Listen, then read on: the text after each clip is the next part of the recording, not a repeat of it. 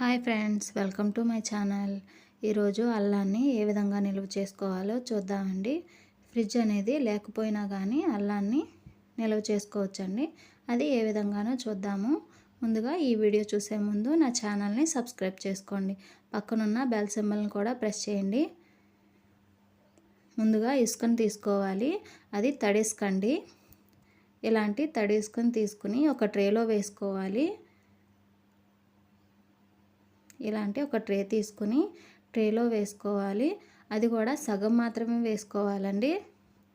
చూడండి, వీడియోలో చూపిస్తున్నట్లుగా ఈ విధంగా సగం వేసుకోవాలి.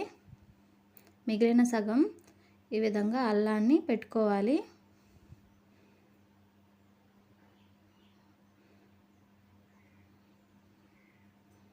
చూడండి, వీడియోలో చూపిస్తున్నట్లుగా ఈ విధంగా అల్లాన్ని పెట్టుకోవాలి. ఇప్పుడు దానిపైన తడి ఇసుక వేసుకోవాలి. అల్లం అనేది కనపడకుండా మందంగా వేసుకోవాలి.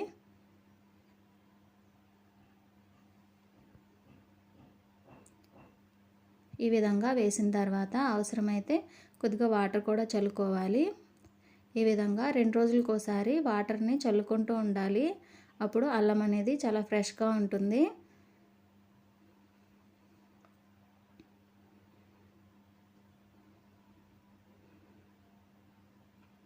2-3 నెలలైనా నిల్వ ఉంటుందండి. మనకి అవసరం వచ్చినప్పుడల్లా ఈ విధంగా తీసుకోవాలి.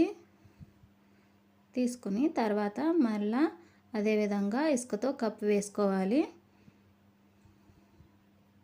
చాలా ఈజీ అండి. ఈ వీడియో కనుక మీకు నచ్చినట్లయితే లైక్ చేయండి, షేర్ చేయండి.